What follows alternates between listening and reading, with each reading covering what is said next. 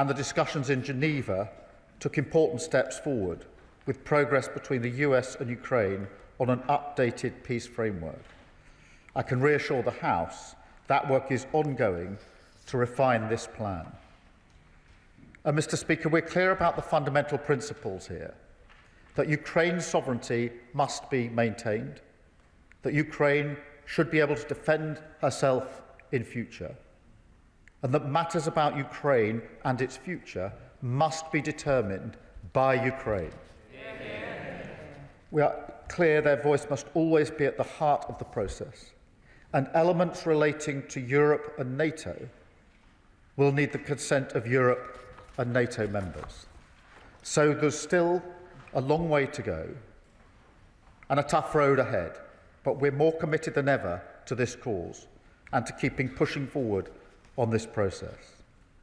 And that's why, Mr. Speaker, later this afternoon, President Macron, Chancellor Merz and I will convene the Coalition of the Willing, which now has 36 members, to discuss how we can advance the peace process and to discuss how we can continue to keep Ukraine in the fight right now. Because, Mr. Speaker, Ukraine continues to hold the line.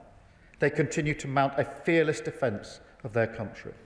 And they deserve not just our respect, but our help and our support. After all, it is not just our values that are at risk here, it's our security too. In addition to targeting energy and food prices, Putin continues to seek to undermine our security, including, Mr. Speaker, by sending Russian ships into our waters. The Royal Navy intercepted 2 Russian ships in our waters in the last 2 weeks. So let me assure the House, we are more ready and determined than ever to protect our territory and protect the British people. As we work towards that end, we will never let up on the support that Ukraine needs, the vital defensive capabilities it needs to protect its people, and the economic pressure that we must continue to mount on Russia to cut off the fuel to their war machine. Mr. Speaker, the urgent need to take Russian oil and gas off the global market was something I discussed extensively at the G20. This is vital, especially now, as winter begins to bite in Ukraine and Putin continues his barbaric attacks on civilians and civilian energy infrastructure. Because, Mr. Speaker, as this House knows, and the British people know, there is only one nation that wants this war, only one nation that launched this illegal invasion, and only one nation that deploys a constant barrage aimed at murdering innocent civilians. We saw that again last night, Mr. Speaker, with Russia's strikes on Kyiv. Indeed, in the last week before last night, Russia launched over 1,200 drones and over 60 cruise and ballistic missiles at Ukraine, killing children like 7-year-old Amelia, a Polish citizen, killed alongside her mother by a Russian missile in Ternopil last Wednesday, an attack that took 34 lives in total. And, Mr. Speaker, last night, as a family, we celebrated my daughter's 15th birthday. Later, I saw images on the news of a young girl, about the same age, being pulled from the rubble of a building in Ukraine, where her mother had just been killed. It's abhorrent. It's beyond belief.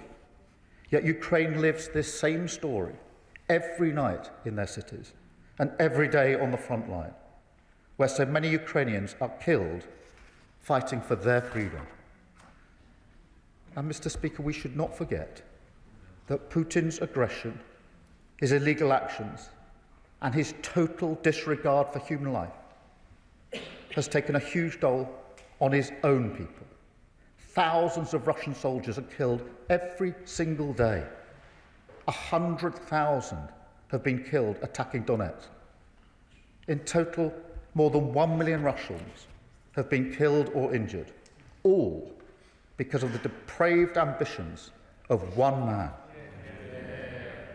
So, Mr. Speaker, we say again, this country will never falter in our support for the Ukrainian people. We will maintain a unity of purpose with our allies, and we will focus on delivering the calm, serious leadership that is needed to advance a just and lasting peace for Ukraine and indeed for the whole of Europe. Mr. Speaker, let me now turn to my broader discussions at the G20. I took the opportunity in South Africa to raise the ongoing and utterly horrifying situation in Sudan. We are working with our partners to break the restrictions on humanitarian aid and demand accountability. We must rally global pressure to stop the slaughter, achieve a sustained ceasefire, and ultimately to deliver a transition to civilian rule. Mr. Speaker, in South Africa, I also chaired the Global Fund replenishment alongside President Ramaphosa, leading the charge in the global fight against AIDS, TB, and malaria. Work that has already saved over 70 million lives. Yet, Mr. Speaker, malaria still kills a child under the age of 5 nearly every minute. 4,000 adolescent girls and young women still contract HIV every week. And TB remains the world's single deadliest infectious disease, even though we've had a cure for nearly a century. So we will keep driving this project forward because it's the right thing to do and because it helps protect the United Kingdom from future pandemics and health emergencies. Mr. Speaker, a central priority at the G20 was delivering economic security and opportunity, as it is at every international meeting I attend. A strong economy allows us to be strong in the world. Economic security is national security. So, Mr. Speaker, I can tell the House we delivered for the British people this weekend, including deals with South Africa for British firms to upgrade their railways and submarines, a £370 million deal for Rolls-Royce to supply jet engines to Algeria, and a £4 billion deal with Indonesia for new ships, delivering 1,000 jobs in Rosyth, Plymouth and Bristol, and delivering, if I may say, another rebuke to all the people who prematurely wrote off British shipbuilding. Mr. Speaker, we can only achieve these things, we can only deliver for the British people by working with our partners. And I think this is a moment to raise our sights. Mr. Speaker, the House will recall that it was when the global financial crisis struck that the G20 showed its full potential, when my predecessor, Gordon Brown, marshalled a global response to that crisis to protect the savings and finances of the British people. And so, in this moment of growing fragility and crisis around the world, it is time once again to take a more purposeful, unified approach, focused on global growth and stability. I called for a response based on the right balance of investment and fiscal discipline, open markets, reforming the global trading system, and tackling the cost of living crisis.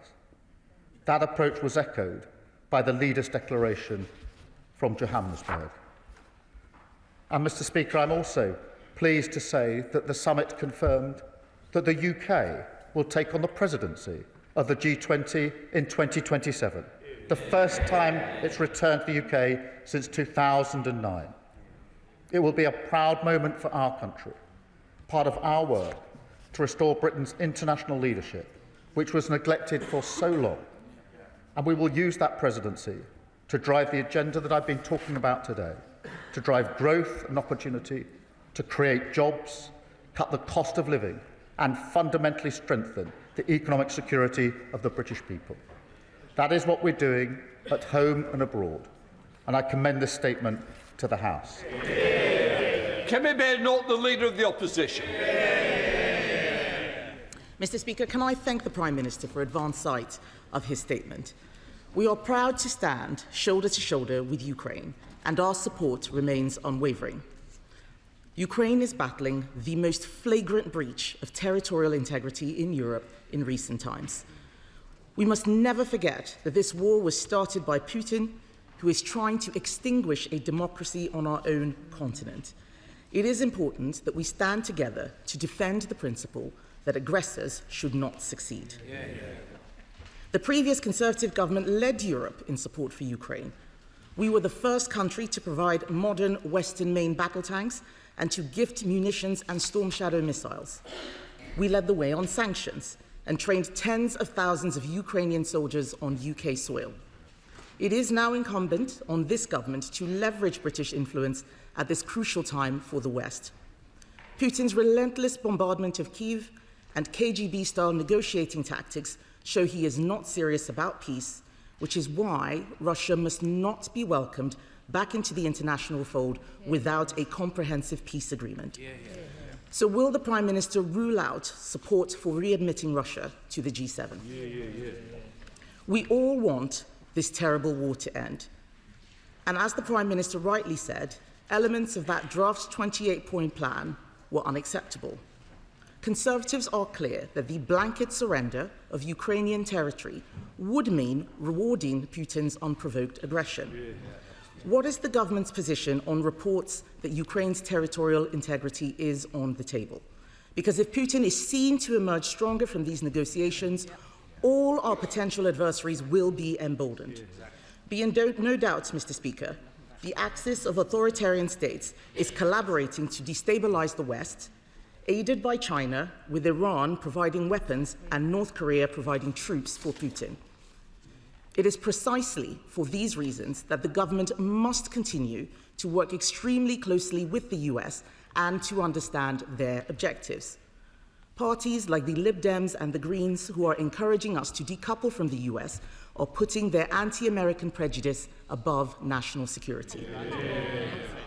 But, Mr. Speaker, given that in the last fortnight the Royal Navy has intercepted 2 Russian ships in our waters, and with Russian spy ships pointing lasers at RAF pilots, it is a disgrace that Reform are still blaming NATO for Russia's aggression.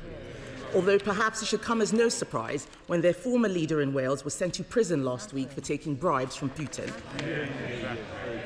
Earlier this year, Mr. Speaker, many countries came together to form the Coalition of the Willing, pledging to strengthen support for Ukraine. Can the Prime Minister update us on the planning and readiness of the Coalition of the Willing? What is its scope and terms of mission? And what can the Prime Minister tell us about a counter-proposal that is reportedly being submitted by the EU? Mr. Speaker, to stand with Ukraine, we need to know we can also stand on our own 2 feet. Last week, the Commons Defence Select Committee warned that Britain is unprepared for a major attack and the government is making glacial progress towards conflict readiness. So it is concerning that reports indicate the MOD faces a potential budget cut this financial year of £2.6 billion. Can the Prime Minister confirm whether this is true or false? Meanwhile, the EU is reportedly demanding nearly €7 billion for the UK to buy into its defence fund. Conservatives warned that this would happen. At the time the UK-EU reset deal was being negotiated, the Shadow Defence Secretary said that Labour had given away 12 years of British fishing rights in exchange for nothing. He was right. Will the Prime Minister rule out paying the EU for access to SAFE? Mr. Speaker, it is extremely disappointing that Europe is still buying Russian oil and gas. Moscow should be denied safe harbours for its tankers and profits, and Europe should ban Russian oil and gas sooner than its current 2027 deadline. I believe the Prime Minister agrees with that sentiment, so what pressure will he put on European countries to stop them buying Russian oil and gas?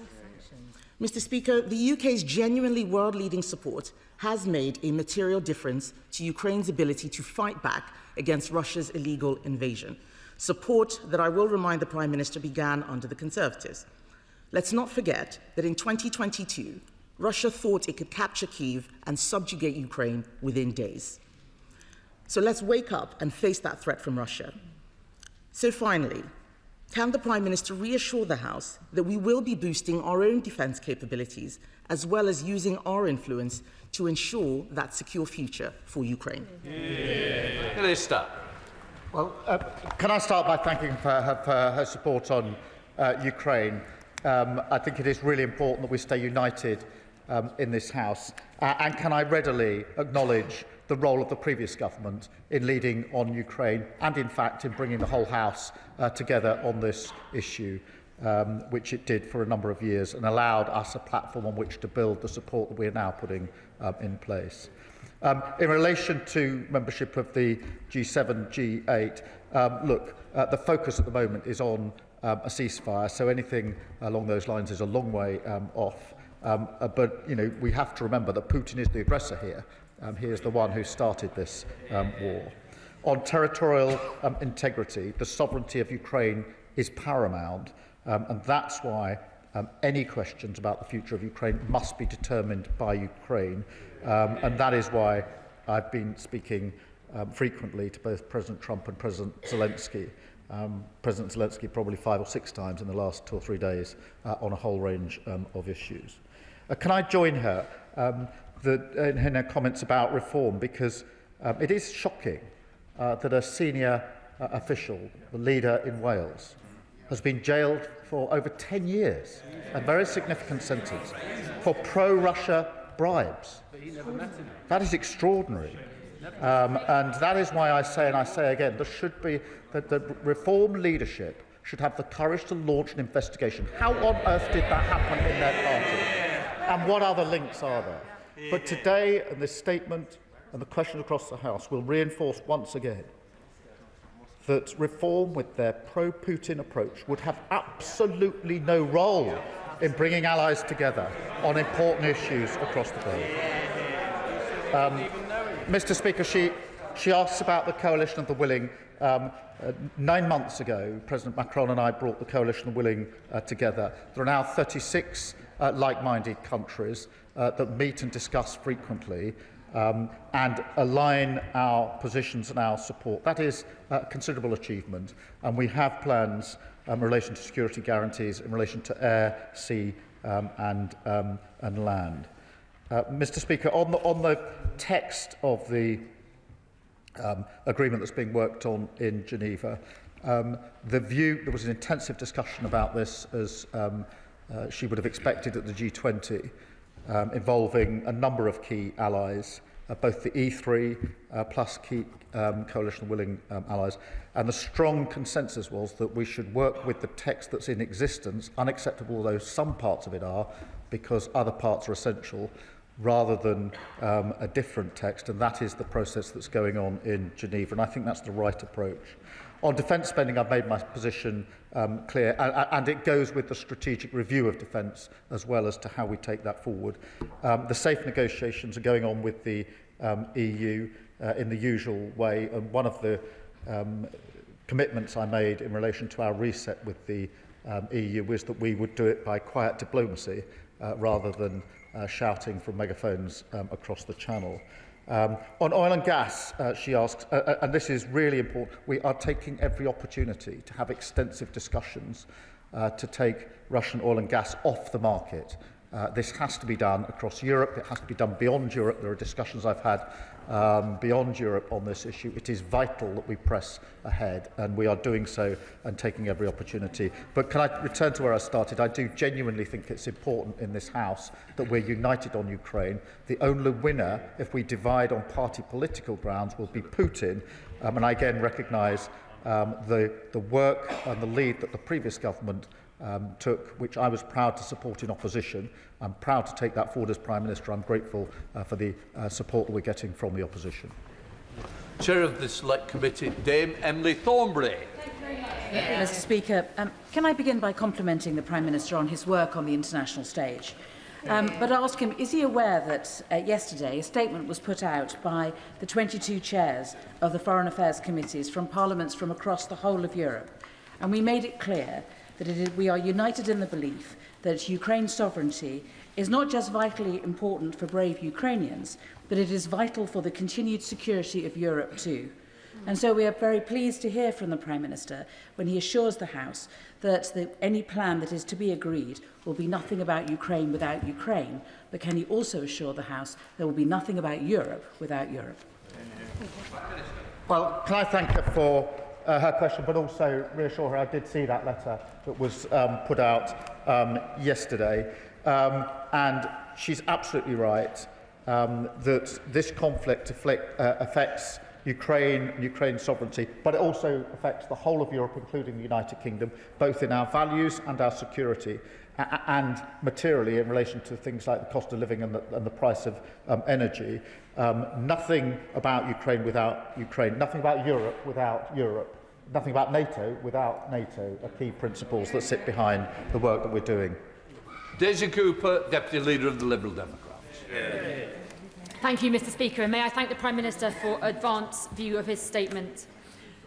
If this is the endgame for Putin's illegal and murderous war, then we have one chance to get it right.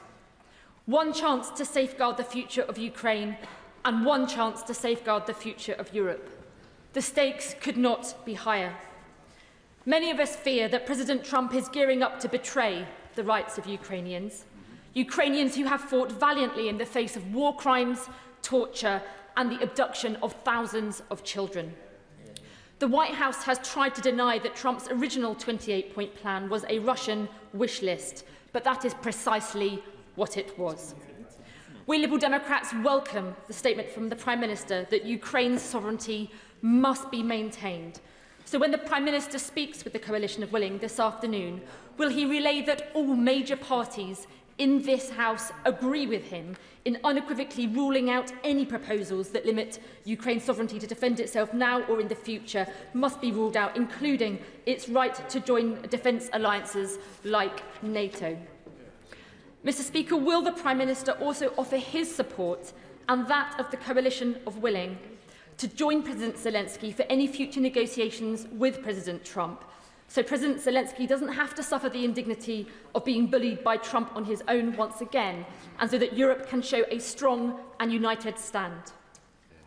Mr. Speaker, the Prime Minister is absolutely right to request that Reform UK conducts an investigation into pro-Russian bribes. Can I ask the Prime Minister whether he will also then commission a second Russia report into Russian interference in our democracy? My honourable friend for Bicester and Woodstock has brought forward a bill enabling the unilateral seizure of Russian state assets in the UK. Can the Prime Minister confirm whether in his discussions with G20 partners he has secured any progress on plans to seize those frozen Russian assets, and if not, why not? Mr. Speaker, on Sudan, will the Prime Minister use his role as the penholder for Sudan to take the lead at the United Nations to secure and enforce a countrywide arms embargo? And finally, the Prime Minister did not mention China, despite reports that the Prime Minister met with the Chinese Premier at the G20. The apparent imminent approval of Chinese super embassy would be a moment of shame for this government. So will the Prime Minister block this application and summon the Chinese ambassador to make clear that we will not accept Beijing's efforts to spy on our parliament, nor will we accept their efforts to intimidate and harass Hong Kongers in our communities? Well, can I start by thanking her for her support in relation to Ukraine, support which is important, and certainly I'll make a point this afternoon at the Coalition of Willing of expressing how united this House is in relation to the key principles. In relation to her point about President Zelensky, we are, I think, the closest ally of Ukraine in terms of respected and trusted, and that is why not only have I spoken intensively and extensively to President Zelensky over many months and years, but in particular over the last few days, a number of times, sometimes a day, including this morning, in order to do what we can to guide this into the right place. In relation to reform, I completely agree with her comments. It is extraordinary that in this chamber we're having a debate about a war which Russia has perpetrated on Ukraine, and a senior member of Reform is convicted of pro-Russian bribes. In relation to interference with democracy, it is of deep concern. On the assets, look, we are having extensive discussions about this, including at the G20 and elsewhere, in relation to what more can be done, and making progress. It's not straightforward, as she will know, but it is the subject of very extensive discussions to see what more we can do. And in relation to, well, firstly, the Chinese Premier, let me just be clear.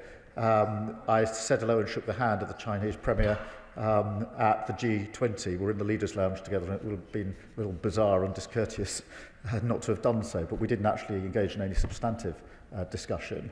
She raises the question of the embassy. That's obviously a quasi-judicial decision that will be taken in accordance with those processes.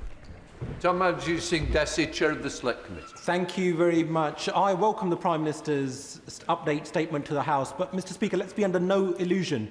President Trump's originally proposed peace plan is humiliating and unpalatable to the Ukrainians, would actually be detrimental to our own European security, and would reward the invading, annexing aggressor. And that's why yesterday the cross-party House of Commons Defence Committee issued a very robust statement calling on the government to urgently give full moral, practical and support in whatever way that it could, especially diplomatically, to our Ukrainian friends. But would the Prime Minister agree that at this critical juncture, it is imperative that the UK, along with its European allies, shows clear and determined leadership, is actually around the table to negotiate so that we can be a voice for our Ukrainian friends? Because if we're not at the table, we'll be on the menu. Well, can I thank him for his questions? In relation to the original plan, clearly there were elements which were unacceptable, and that's why I'm pleased that progress has now been made in relation to it. I can assure him we're giving support to President Zelensky and Ukraine at every level, and extensively as he would expect. And he's quite right that part of the reason that we're able to have influence with our allies is because we are present at the international table in a way that we haven't been over recent years. Father House, Edward Lee. The Prime Minister's done a pretty good job of getting close to President Trump. Can he convince him that to reward the tyrant bear with land he's already taken is bad enough, but it would be utterly egregious and appalling to allow him, the bear, the ruthless bear, to take land he hasn't even taken yet in Fortress Donbass? And it would make Ukraine utterly defenceless, just as we allowed Czechoslovakia to be utterly defenceless when we forced them to give up the Sudeten land 85 years ago. Well, look, can I agree with him in terms of the very idea of negotiating land which hasn't been taken in nearly 4 years of a conflict and has cost tens of thousands of lives is so obviously unacceptable that it shouldn't be put forward or seen as a serious proposition, and I agree with him wholeheartedly on that. Alex Sobel. Thank you, Mr. Speaker. I thank once more the Prime Minister for his hinting support for Ukraine and that nothing can be done for Ukraine without Ukraine. In the last few moments, media sourced in the US have reported that Ukraine has agreed to the peace proposal brokered by the Trump administration. I know the Prime Minister will not have the detail of that, but if this is the case, I know we're in a statement now, will he come back and give the House the full details of what has been agreed by Ukraine, US and potentially Russia? Yes, of course I will. From my discussions with President Zelensky this morning, I'll need to look precisely at that, but I suspect it won't be the whole of the agreement that needs to be reached, because obviously the discussions so far have been predominantly Ukraine-US. Obviously there are European elements that are important, NATO elements that are important that need further discussions, and of course none of this has been back to the Russian side yet. So I'll have a look at the report and look behind the headline. If there is anything material to report, I'll of course do it. My own sense is that it'll probably be progress on the Geneva exercise rather than the agreement of all elements. Sir John Whitting. If it is the case that Ukraine has agreed to a proposal which has been brokered by the United States, would the Prime Minister agree that if it is acceptable to Ukraine, then it must be made acceptable to Russia, and that we need to exert every possible pressure on Russia through increased military support, sanctions and use of frozen assets in order to make them accept a ceasefire. Well, I certainly agree with that wholeheartedly, and we'll see what has been. I suspect it's the version that emerged from Geneva yesterday that may be being talked about. But of course the next step is Russia, and we need to exert every pressure, whether that's capability, whether it's in relation to the assets, or whether it's oil and gas, which we've been bearing down for a considerable period of time. Stella Crease. I'm sorry, it's just not the rules of the House, and somebody who's got more establishment in here. Straight after, by all means, if it's related to this, but please, we have the rules of the House, and the rules of the House come first.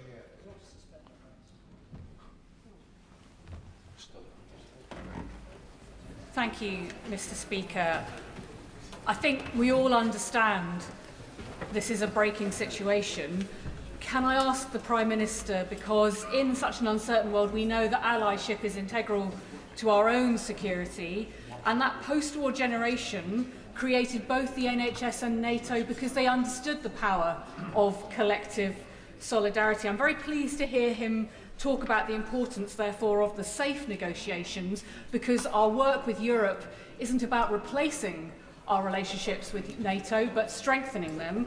Could he confirm that he raised the safe negotiations with the President of the European Commission? Because this situation also reminds us that we have to get the European defence industry into a shape where it can face the threats we face from countries like Russia, and the UK must be part of those conversations too. I can assure her that negotiations are going on in the ordinary way in relation to SAFE and a number of other issues. Mr. Speaker, what I'm endeavouring to do is just to get the best information I can in relation to what is developing, and I'll weave it into an answer if I get anything that will help the House. I'll certainly come back, but if I'm able to update the House as we go along, I'll endeavour to do so, so that others can then ask questions about that. Phil Miller. Thank you, Mr. Speaker. I welcome the Prime Minister's commitment to ensuring that decisions about Ukraine will not be taken without Ukraine and to upholding Ukraine's sovereignty. Yet we know that Russia is trying to use this negotiation to undermine not only Ukraine's but Europe's future security. So in light of the negotiations ongoing, will the Prime Minister confirm that any future deal will reject Russia's references to, and I quote, ambiguities over the last 30 years, which is code for unravelling NATO back to 1997, and reject attempts to determine which nations may join NATO or where NATO may put its military assets? Can I thank him for that, because we must always remember this is about Europe as well as being about Ukraine, and Putin's ambitions are not limited to Ukraine, as the bordering countries are intensely aware, and therefore it is important that we see this for what it is and act accordingly as European allies. Joanna Baxter.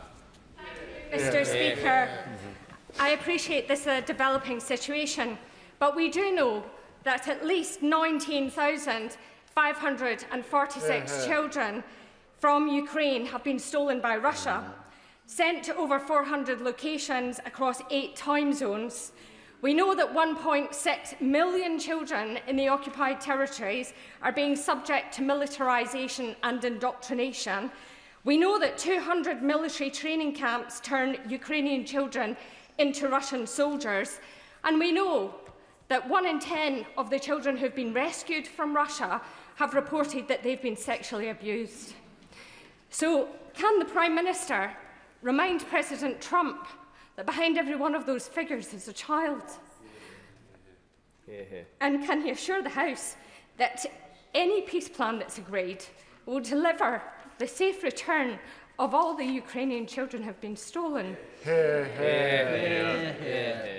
And that Russia will be held to account for the war crimes that they continue to commit.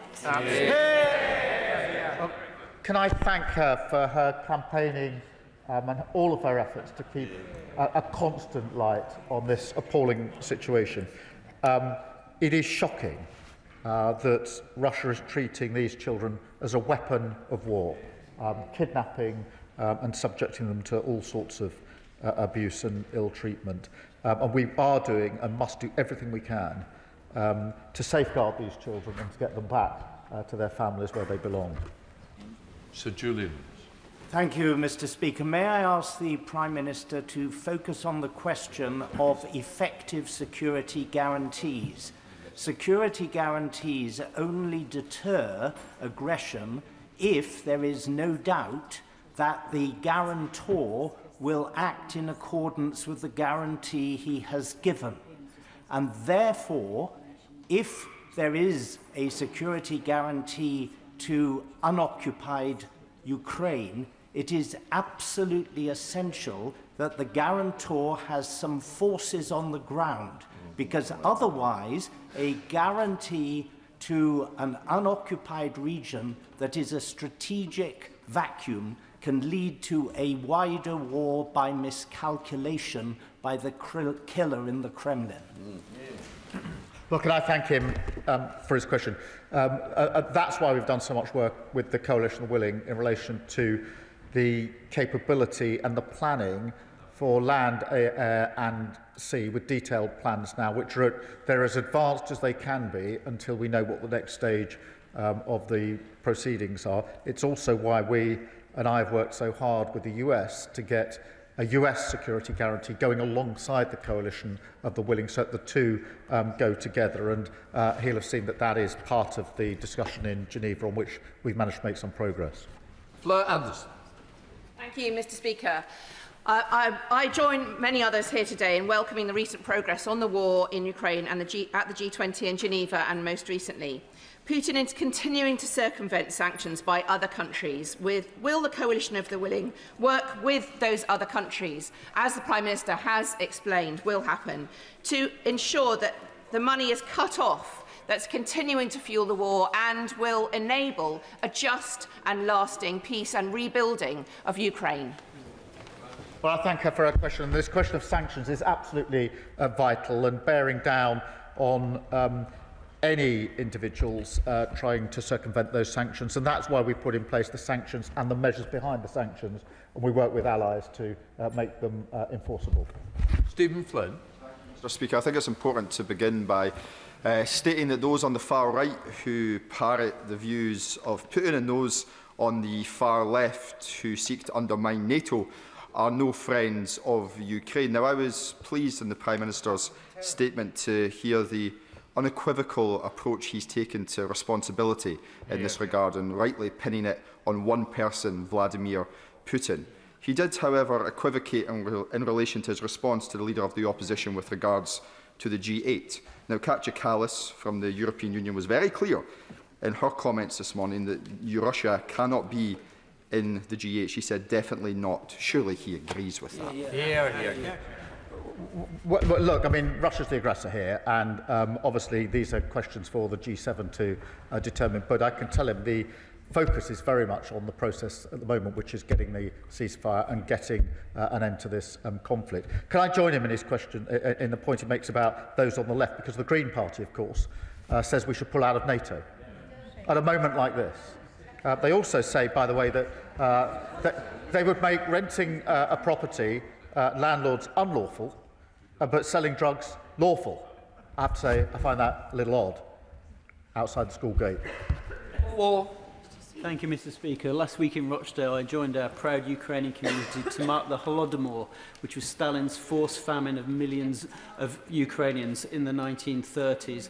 There's a modern-day Holodomor been going on in Ukraine thanks to the drone strikes and airstrikes of Putin's regime.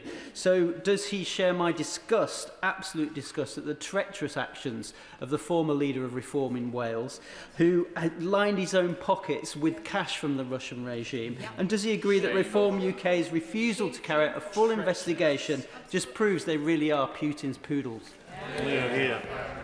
Well, can I agree with him?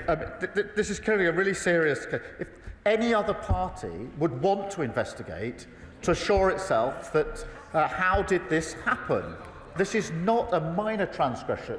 This is something that's now been visited with a 10-year sentence because it undermines our country.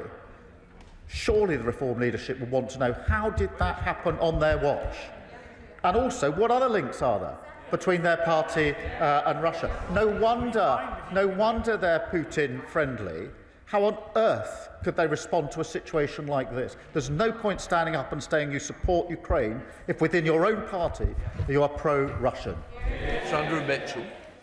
Thank you, Mr. Speaker. The Prime Minister's role in marshalling European cooperation is essential and very welcome.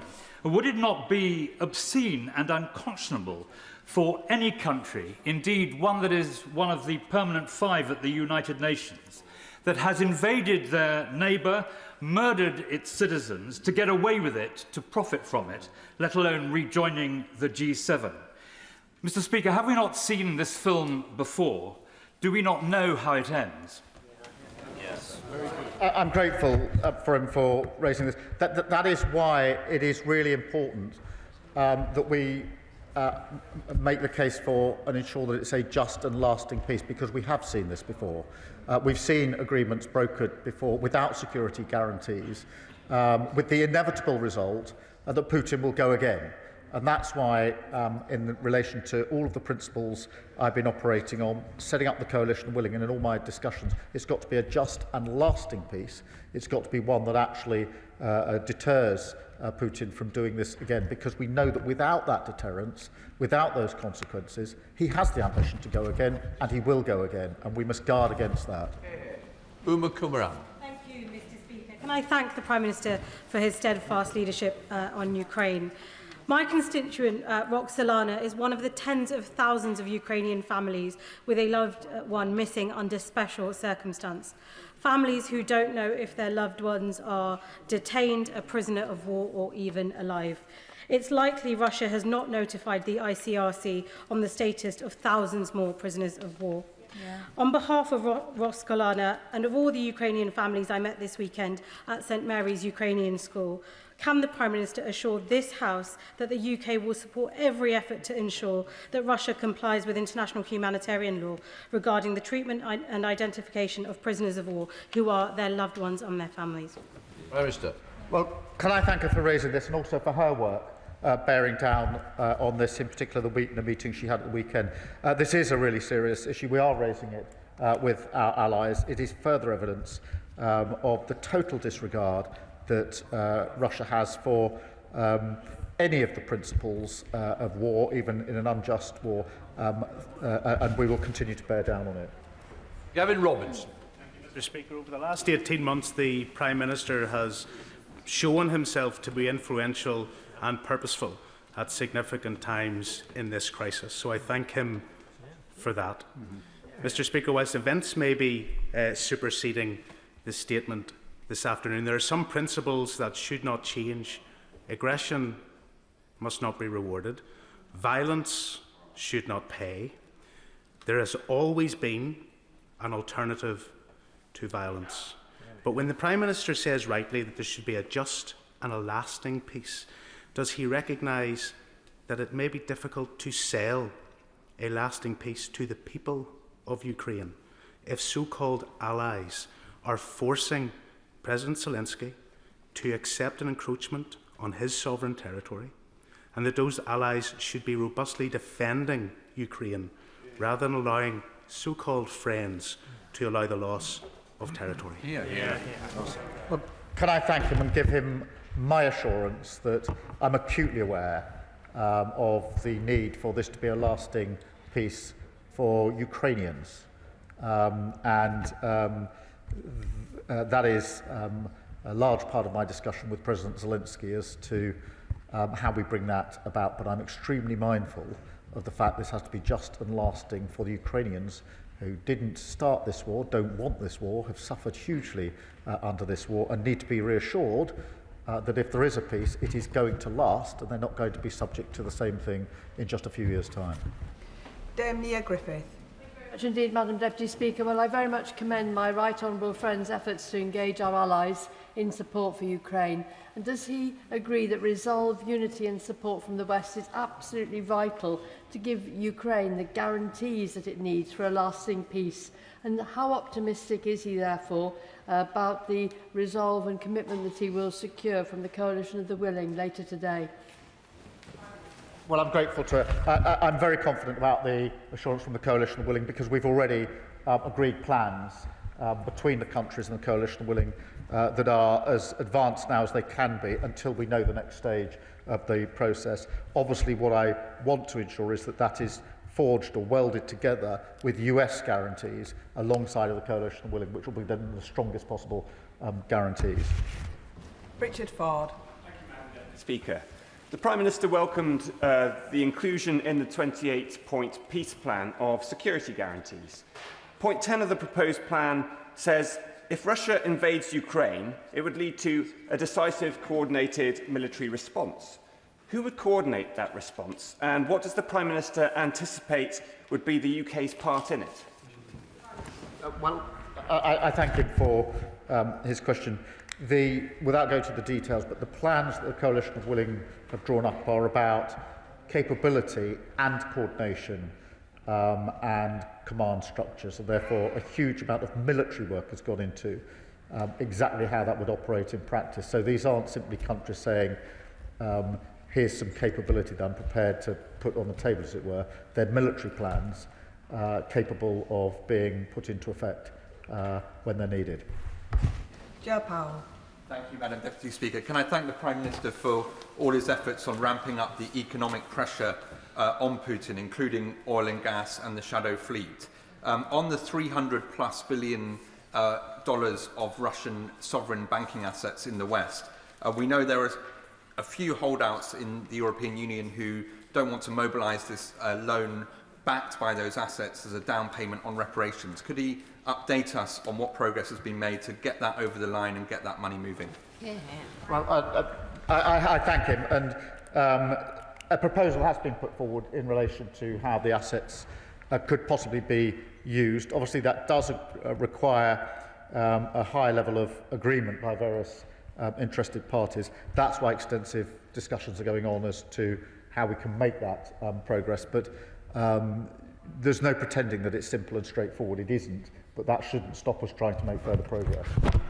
Sir Roger Gale.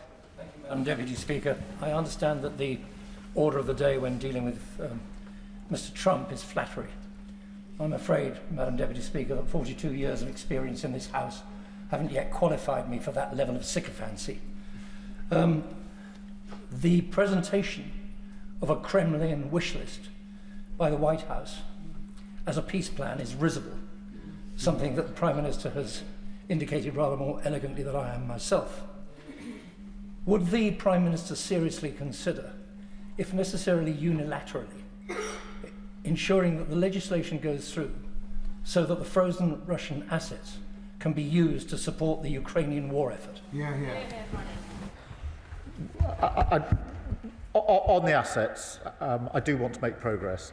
My strong view is that if we're to make progress, it's better that as many countries as possible act at the same time. And that's what we're trying to achieve. If we do that, obviously, we will take whatever steps are necessary. But at the moment, my focus is on those discussions to try to progress this discussion, which has been difficult and fraught with risk, but nonetheless there is a willingness, I think, to move forward on it.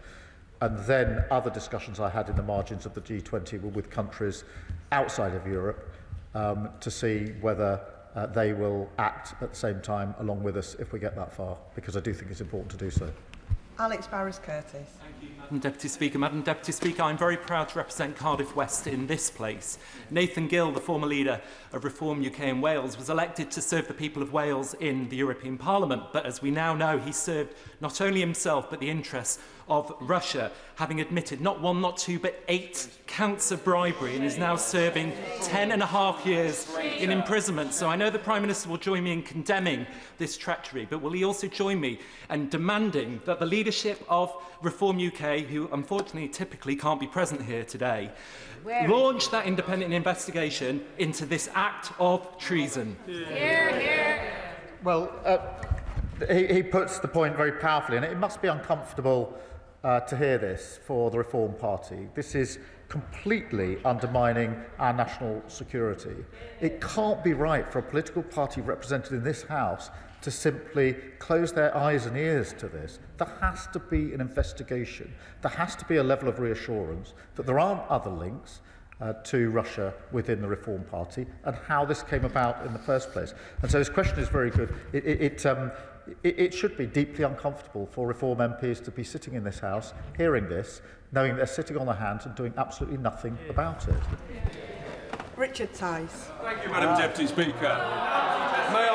May I remind the House that last year I personally donated a 5-figure sum, bought a pickup truck, filled it with first aid supplies and drove it with other friends and colleagues to Ukraine and donated it to the brave soldiers of Ukraine. So my support and Reform support for Ukraine has been rock solid, Prime Minister, throughout. And it is important that this House is united, which it is, Madam Deputy Speaker. And last week, when the 28-point plan emerged, we rejected it immediately. Just yesterday, Prime Minister, I was with a Ukrainian delegation and we were talking specifically about the leverage that the European nations has with regard to the frozen assets, the majority of which, of course, are here in Europe. So would I urge the Prime Minister, amongst all of the noise, to utilise that leverage, because that, I think, is one of the most powerful negotiating points that the West has against the vile dictator Putin. Well, Mr. Speaker, he could have stood up and said that Reform's seen sense and decided they will have an investigation in relation to what happened in this bribery case. And I don't doubt that he drove and personally committed in relation to support. But the simple fact is this: you can't be pro-Putin and pro-Ukraine. You have to decide between the two, and Reform is pro-Putin, and that is why they undermine. Well, they've just been convicted, a 10-year sentence for bribe for what? Taking pro-Russian bribes. It couldn't be clearer than that, and an unwillingness to say we need to investigate how on earth that happened. Can he not see the inconsistency in what he's saying? Rachel Maskell, and then I'll be calling Steve Darling.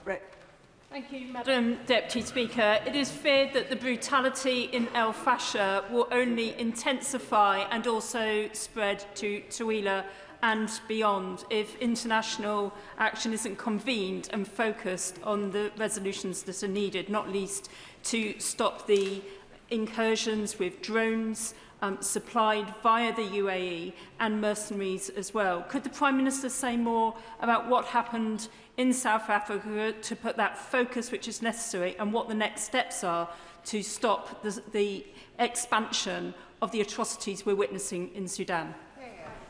Can I thank you for raising Sudan, because what was an appalling situation is even more appalling over recent days and weeks. And we discussed it pretty extensively in the G20 and support the work that the Quad is doing in relation to this.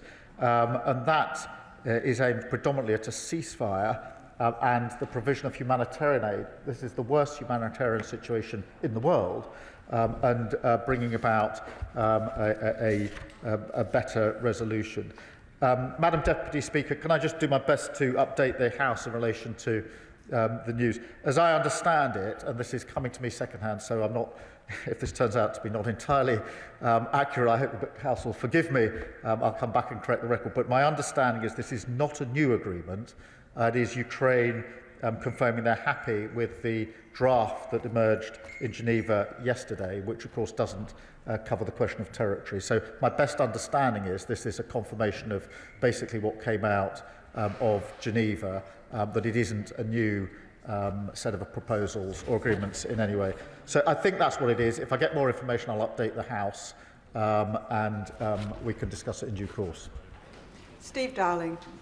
Thank you, Madam Deputy Speaker. The Prime Minister talks of having extensive discussions about limiting the export of oil and gas from Russia. This is the engine that is driving the machine of the war effort from Russia. The Danish waters could offer the key to killing the shadow fleet with an international convention regulating the shipping going through those straits. That would stop the shadow fleet and stop a significant part of this shadow fleet activity supporting Russia it would also drive environmental support for this area with the stronger regulations with this convention. What consideration has the Prime Minister and his colleagues given to this?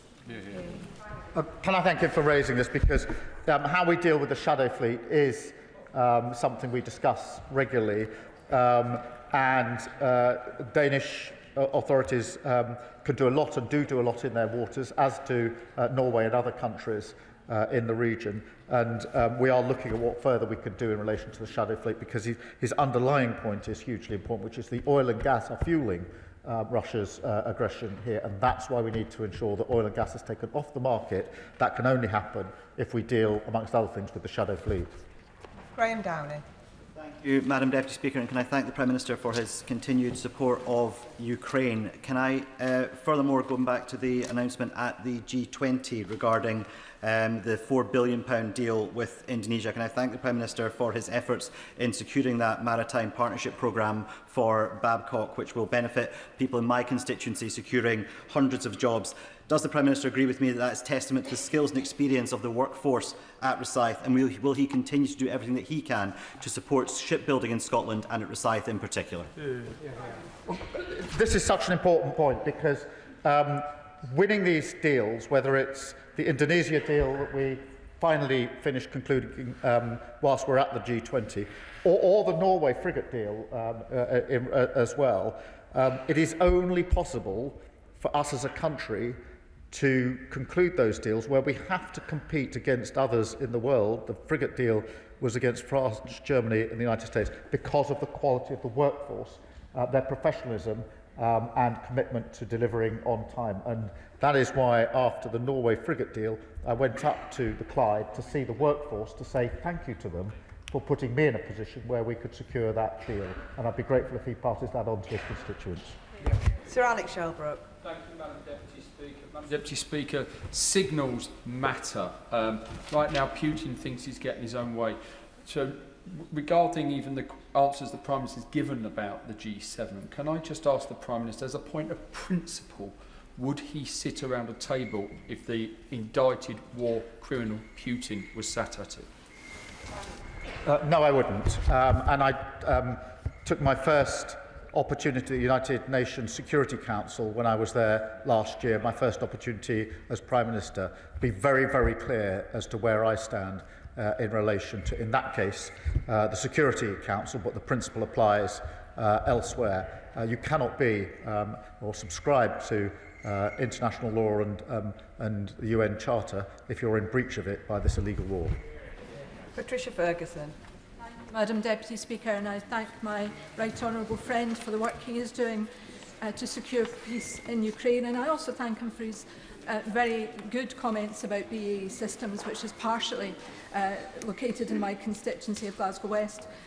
Point 24 of the Trump plan indicates that one of the things that should happen as part of that plan is that all civilian detainees and hostages will be returned, including children.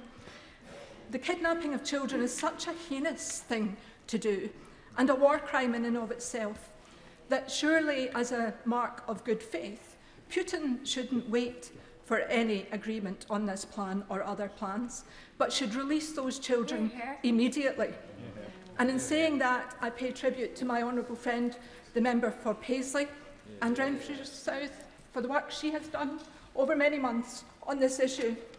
But would he also agree with me that point 26 of that plan, which says that all parties involved in this conflict will receive full amnesty for their actions during the war and agree not to make any claims or consider any complaints in the future, cannot be tolerated? Well, can I agree with her on both fronts? Of course, these children should be released straight away. They should never have been taken in the first place, and it's heartbreaking as well as intolerable that they're held for a moment longer.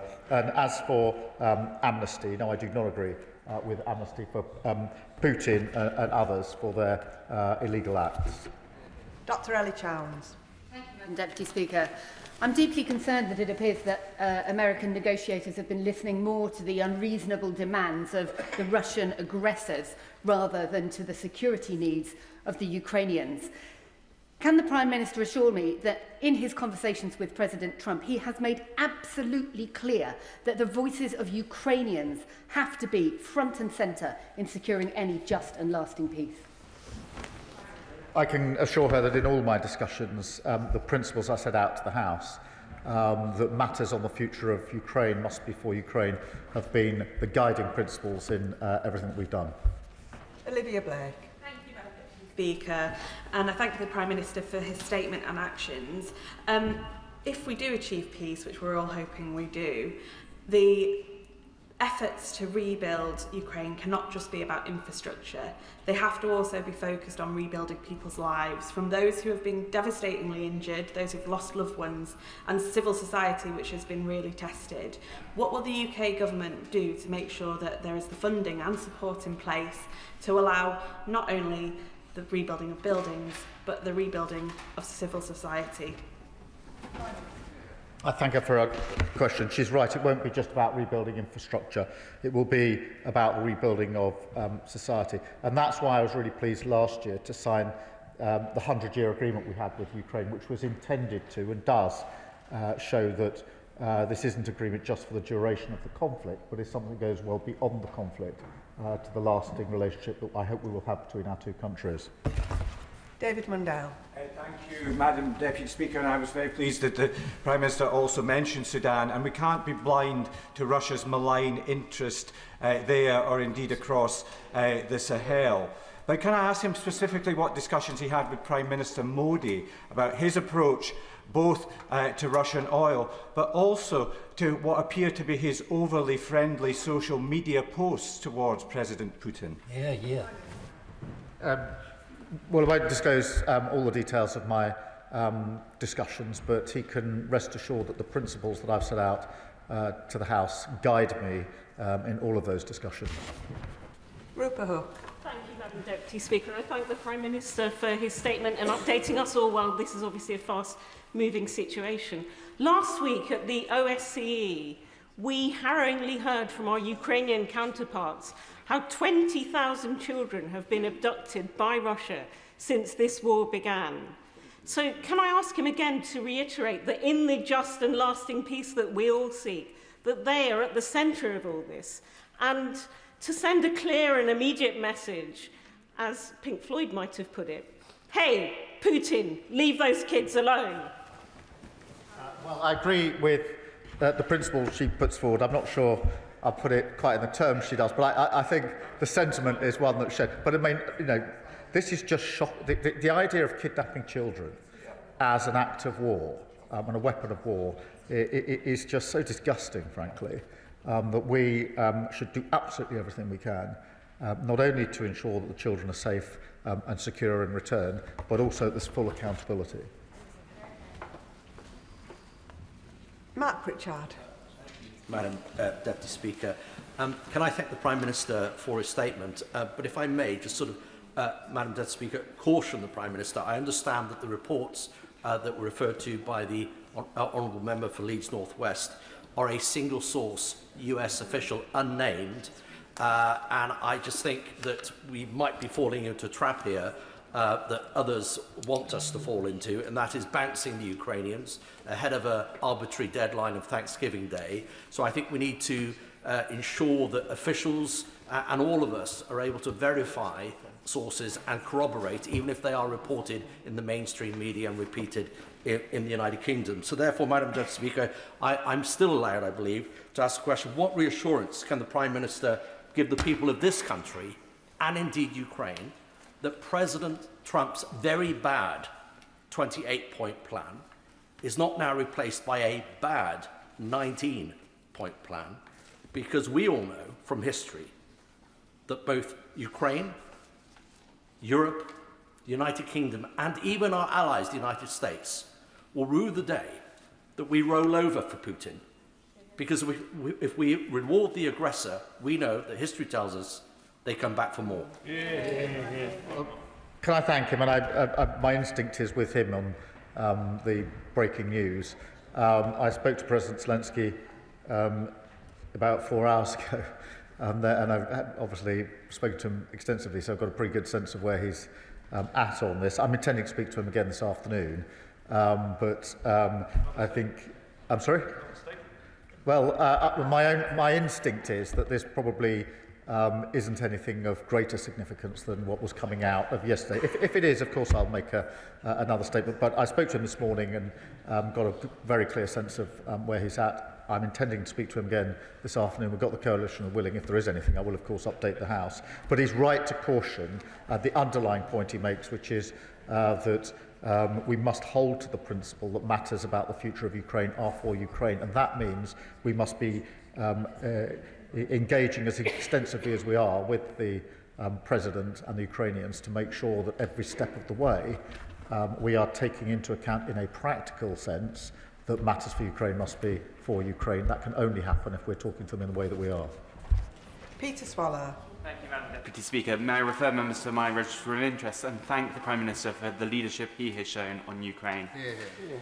Madam Deputy Speaker, Year 6 students from St Margaret Clitheroe School in Bracknell have written to me to express their deep concern about the ongoing crisis we're seeing in Sudan. So can I thank the Prime Minister for his leadership at the G20 on this conflict and ask him what message he has for St Margaret Clitheroe students who are concerned about this deep tragedy? Well, can he please pass the message back to them to say thank you for raising this? It is important that they've done so, and the fact that they raised it with him means it's been now raised through him on the floor of this House, so they're directly inputting into our democracy and accountability, and assure them that we are working with partners to bring about an end to the appalling situation in Sudan, the biggest humanitarian crisis in the world, and not just of recent days and weeks, but for a very long time, just simply worse and more intense, and that if we could reassure them we're doing everything we can with partners to bring an end to this awful situation, and thank them for their input. Claire Young. Thank you, Madam Deputy Speaker.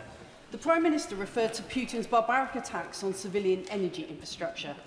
What discussions has he had with his G20 counterparts about learning from Ukraine's experience to protect energy supplies and infrastructure from Russian hostile action? Well, firstly, thank her for raising this, because the attacks on the energy supplies are intended to inflict damage on civilians in Ukraine, as it does on a regular basis, particularly as we go into the winter. We're doing two things. We're working with the Ukrainians on what more support we can give to them to safeguard their energy supplies, but of course with allies we're looking at where there are any issues that we need to address in relation to any vulnerabilities that we may have. Laura Kirk-Smith. Deputy Speaker, and I thank the Prime Minister for his updates on the G20 and in particular for his commitment to the Global Fund, which I think we should be really proud of. I was also very pleased to see Sudan referenced in the joint declaration of the G20 leaders. As the Prime Minister has said, it's the world's worst humanitarian crisis, but we're also seeing appalling accounts of war crimes. So can I ask what more the Prime Minister will now do with global partners to secure a ceasefire, protect civilians and hold the warring parties to account for their crimes? Well, can I thank her for a question? In particular, the Global Fund is so important. She heard the statistics that I went through. In relation to the wider situation, the focus is very much on a cessation of hostilities and humanitarian support, which is desperately needed. Sir Bernard Jenkins. Thank you, Madam Deputy Speaker. Does the Prime Minister agree with many assessments that make clear that Russia is actually in a far weaker position than President Putin pretends, so long as we continue to support the war effort in Ukraine? But that also depends upon us developing more independent, non-American capability, and the best way to do that is to fund the Ukrainians to develop their own capabilities so that they can continue to defend their own country.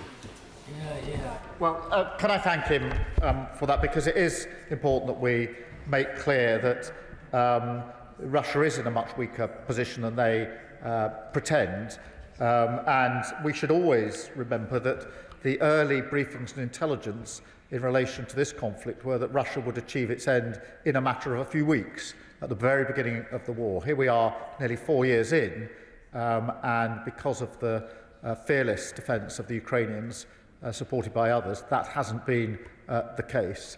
Secondly, in relation to the damage to their economy that sanctions and other financial issues are having, that has done real damage if you look at the inflation rate and the impact on their economy.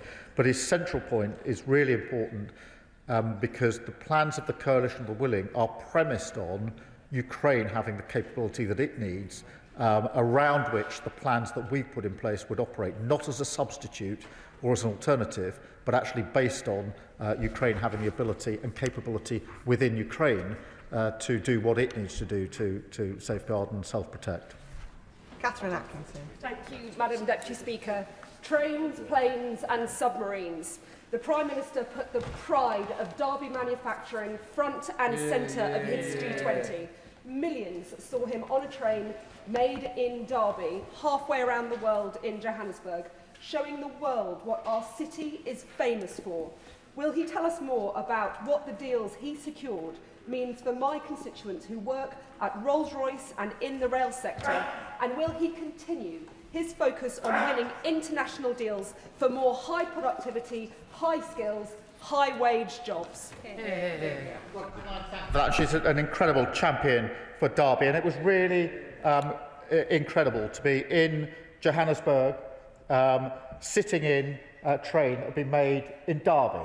And it is very significant that countries around the world want to do deals with the United Kingdom because of the quality of our workforce, the professionalism and commitment of all those that work in Derby in her particular case, but in other workforces across the country. Those particular trains are going to be used for the run to the airport and back, and so they're going to be relied on very, very heavily in South Africa. But the idea, I was very proud that other countries are saying it's the UK we now want to do deals with, as she says, whether that's in relation to frigates, whether it's in relation to submarines or trains. And she should be very proud of the workforce in Derby, and if she could pass on my thanks to them for allowing us to do this work, I'd be very grateful. Anne Davies. Madam Llefarydd, and thank you, Prime Minister, for your statement. It's reported in the draft deal notes that it is expected Russia will not invade its neighbours. It's not expected is wholly inadequate when we cannot place our trust in the words of leaders such as Vladimir Putin. What steps is the Prime Minister taking to ensure that this agreement includes clear, enforceable safeguards, and what measures are being implemented to strengthen the UK's resilience against Russian interference? Can I thank her? Look, in relation to the security guarantees, the planning has taken place at the Coalition of the Willing. That needs to be put together with the US guarantee to make sure that it's not an expectation that Putin doesn't invade Ukraine again. It's an absolutely clear message that if he does again, there will be consequences, because it's only if that is in place with strong guarantees and credibility that we will be able to deter Putin, because without them, as we've seen from the past, he simply will breach any agreement that's reached in due course in the future. In relation to interference in our democracy, look, we need to bear down on Russian interference in our democracy, and we'll continue to do so. Arkeel Crichton. Madam Deputy Speaker, my friend, the Scottish journalist Jen Stout, has just returned from the grey zone between Russian and Ukrainian forces, where to try and evacuate the wounded or even wander outside for a moment is to invite death from the sky by drones. The message she brings back from Ukrainians on the front line is that they will not give up this territory that they have defended for years. And will the Prime Minister ensure that the message that comes from here, apart from the Lord Haw-Haws paid by Putin, is that their front line is our front line, and that Ukrainian sovereignty must be respected, and that we will stand with Ukraine? Can I thank him? And he's absolutely right. The change in the use of drone warfare over the course of the last 3 to 4 years has been very accelerated, very intense, to the point now, as he really reflects, that if you're seen, you're dead. And that is the effect of drone warfare, and everybody on the front line absolutely understands that. Tens of thousands have been lives have been lost defending particular lines, in Donetsk in particular. And I will never forget visiting a hospital in Kyiv where I met those that had been burnt very badly on the front line and were receiving treatment in those hospitals, which was a very poignant reminder of the impact this is having on Ukrainians. And it is no wonder that they are not going to give that up after so much sacrifice. Sir Desmond Swain. What indication was there that Putin would accept even the earlier iteration of this agreement? Very good question.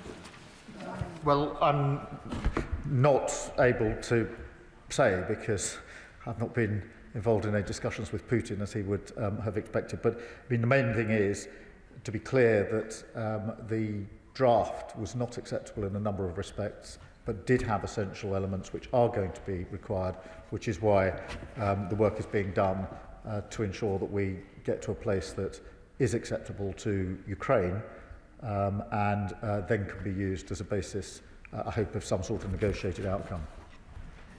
John Slinger. Thank you, Madam Deputy Speaker. I strongly welcome the Prime Minister's emphasis on a just and lasting peace. Does he agree that while it is noble to want the fighting to stop, in any conflict this can always be achieved by giving in to the aggressor's demands? And history shows that this is not peace, it is appeasement.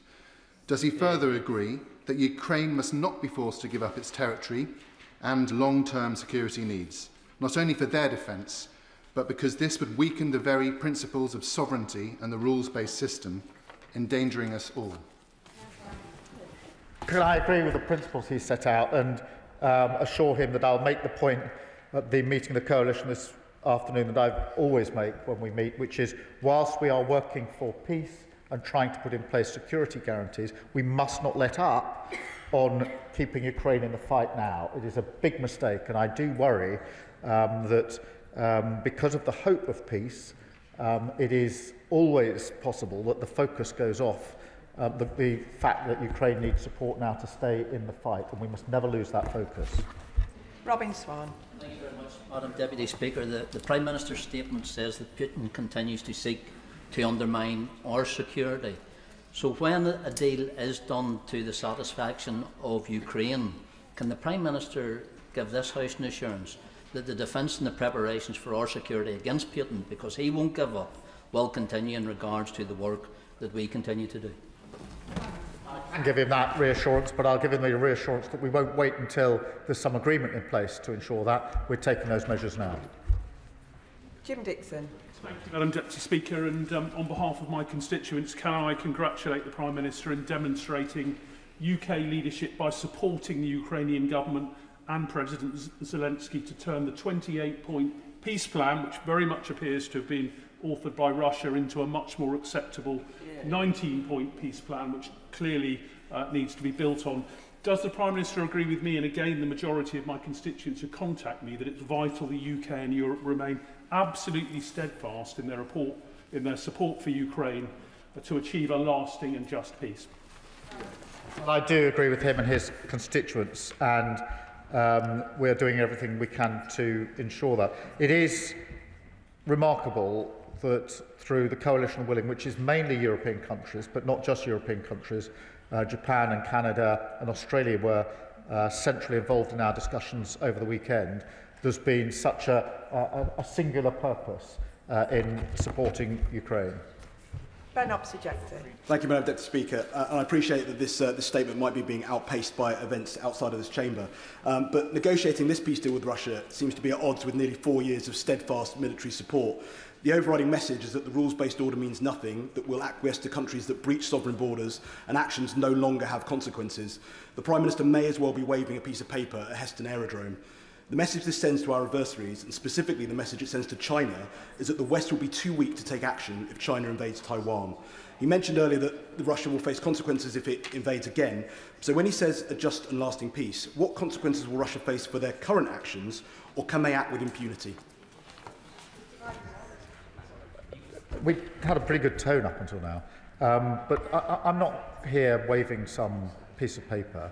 I'm working with Ukraine to try and bring about a just and lasting peace for them, and with other countries. We all want a just and lasting peace. It's not just going to happen if we don't have negotiations. So to have those negotiations with clear principles about accountability and with very, very strong security guarantees. But he's really not doing this House a service to undermine a really serious effort by international partners to bring about a just and lasting peace. It's very easy to speak in this House. It's much harder in practice to negotiate an end to a conflict on just grounds. We will do so, as we've done so from beginning to end, as the last government did, in all fairness, by being clear that we are the closest ally of Ukraine, the most supportive country, and I'm very proud that that's the approach we've taken in this House. Jonathan Brash. Thank you, Madam Deputy Speaker. The Prime Minister rightly said in his statement that Putin continues to seek to undermine our security. Efforts that were aided and abetted by Reform's Nathan Gill when he took Russian bribes. He is a traitor to this country. Can I ask the Prime Minister how plausible he thinks it is that that would be an isolated incident? And does he think that Reform's refusal to investigate their own party and find out how many more Putin puppets and traitors lurk there tells its own story? The way I would put it is this: if the leadership of Reform were confident that there are no other pro-Russia activities and links in their party, they would surely want to have the investigation. The very fact that they won't look at this tells me that they're not confident of that and they don't want any of us to know about it.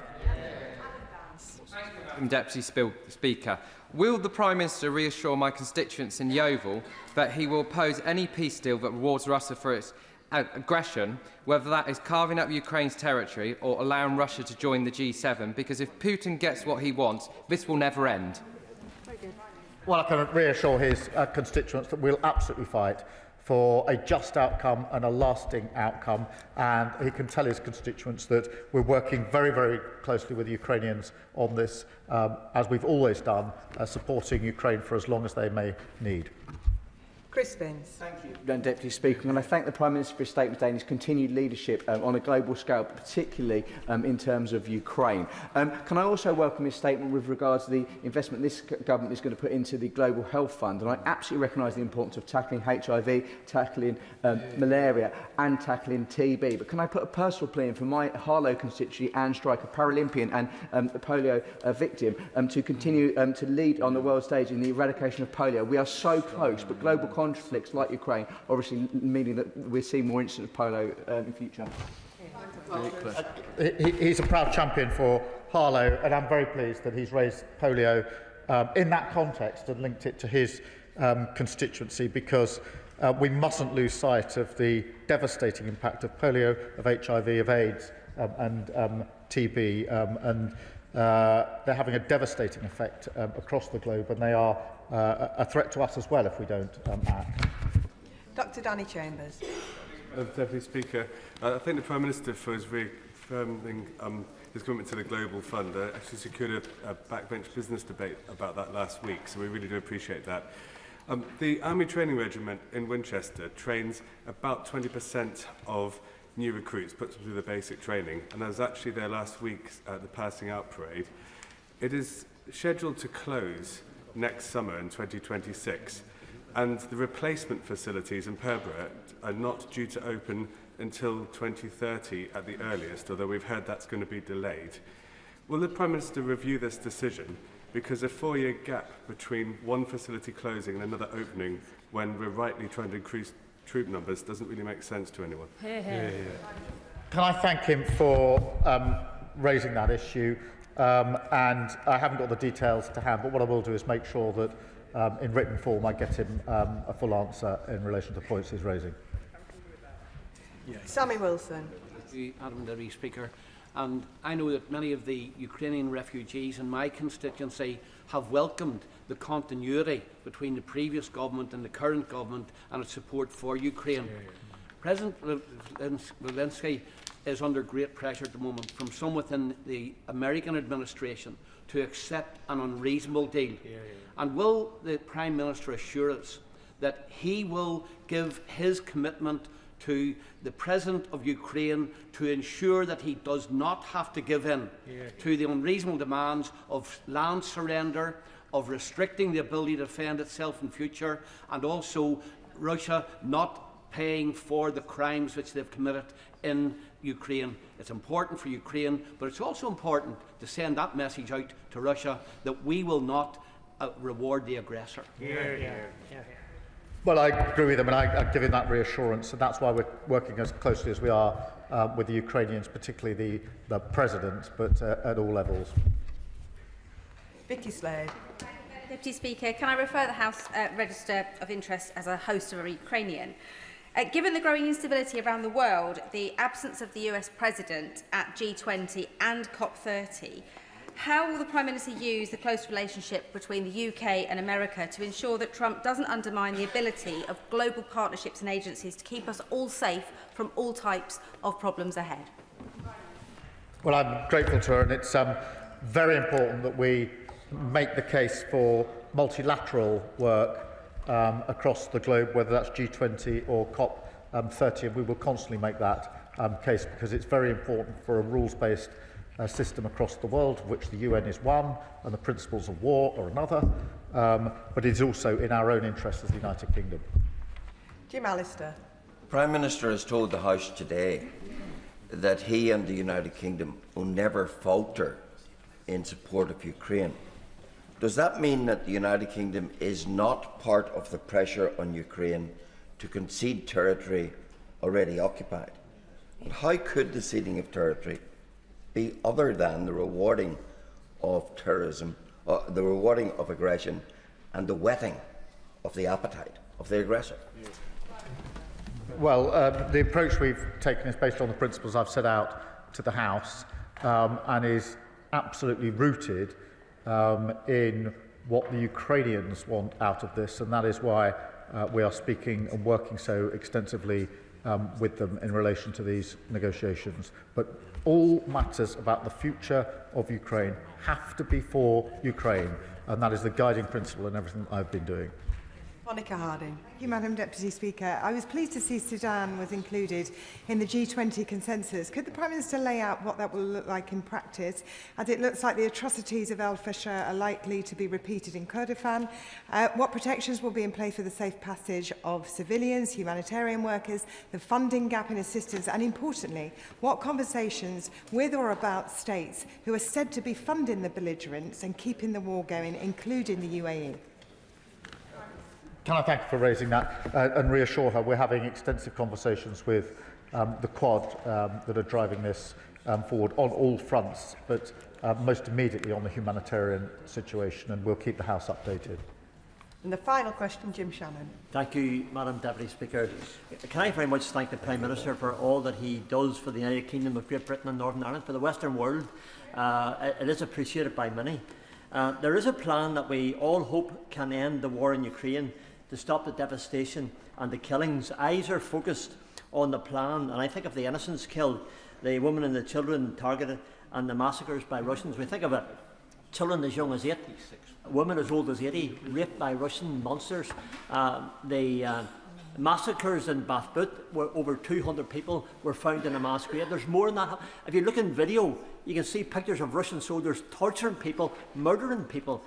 I would suggest that when it comes to accountability, there must be, whatever peace will bring, it has to ensure that Russians who have carried out terrible crimes are made accountable. So can the Prime Minister confirm that there will be retribution? As a Christian, I know there will be retribution in the next world, but what I want to see is retribution in this world for them, and then eternal damnation for the rest of their lives. Thank you for raising that, and it may be the last question, but it's a really important one, in terms of the atrocities and the impact that this has had on all Ukrainians. And I remember in the early days of the conflict seeing the images of civilians handcuffed and shot in the head, laying in the streets just outside Kyiv. It was shocking. I went to those communities when I was over there and talked to the individuals, and it was their brothers, their sisters, their families, their colleagues who had had their hands tied and been shot in the head.